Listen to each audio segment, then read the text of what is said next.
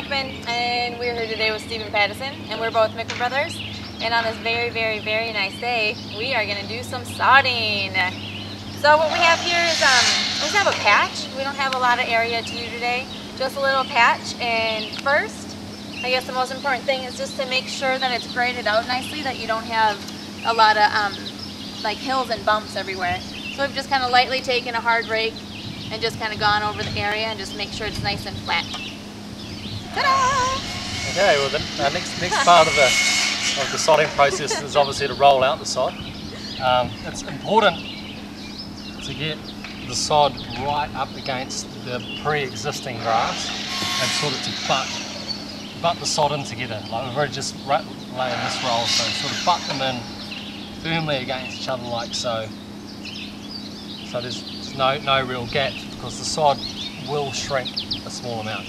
Yeah, and if we were doing a bigger area, we'd stagger the rolls so they all didn't start at one end. You just kind of stagger them off just so you don't have total uniform length. Anyway. And the simple way to test whether it's level is you just stand on it. You simply stand on it there and you'll notice if it feels flat with your foot. If it stays flat, you're on the right track. Yeah. So you want the roots to be completely in contact with the soil or else they'll dry out. And so if they're sitting a little bit higher than the existing turf, you're going to have some dieback, so you just want to make sure they're nice and even. Okay. And once you've sort of laid it out nicely and butted it up, you can cut it to size, which is quite simple indeed. All you do is sort of roll the sod back to where you can see your edge. Just grab a knife. Unfortunately this knife is a little dull. And just cut it to size.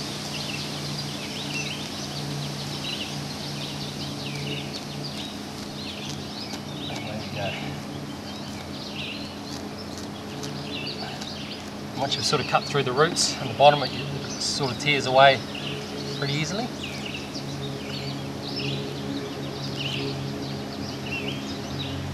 Like so. And then just butt that in against the pre-existing grass like so. Making sure you don't leave any gaps. Also you can sort of feel, once you've done it, you can feel like, oh, there's a little bit of a dip there, so it's, at this stage it's the time to just lift it up, just flatten it off that little bit and get it nice and flat.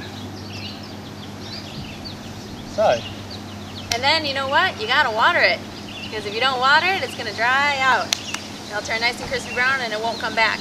So definitely, you know, soak it in the morning, soak it in the afternoon again if it's been really hot and dry. Turn your sprinkler system off. If you have a sprinkler system, that's great. Just make sure that you don't let it dry out. It'll establish in about a week or so, and then you can just water it normally. But yeah, grate it, roll it, butt it, water it. What do you call it outside when you do that? We call it ready lawn in New Zealand, which I think is quite a logical name for it. Isn't that right, Nigel Monk? So anyways, if you have any questions at all, contact Mickman Brothers. Our website is www.mickman.com. Or send us a question or remark on Facebook.